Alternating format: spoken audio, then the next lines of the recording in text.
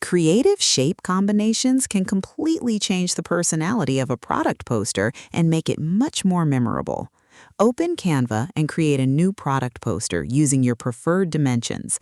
Choose a simple background, then open the Elements panel and explore circles, rectangles, triangles, blobs, curves, and abstract shapes.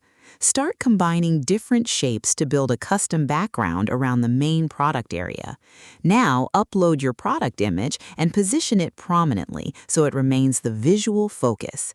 Next, add a creative headline, a short product description, pricing, and a clear call to action using modern typography. Experiment with overlapping shapes, different sizes, rotations,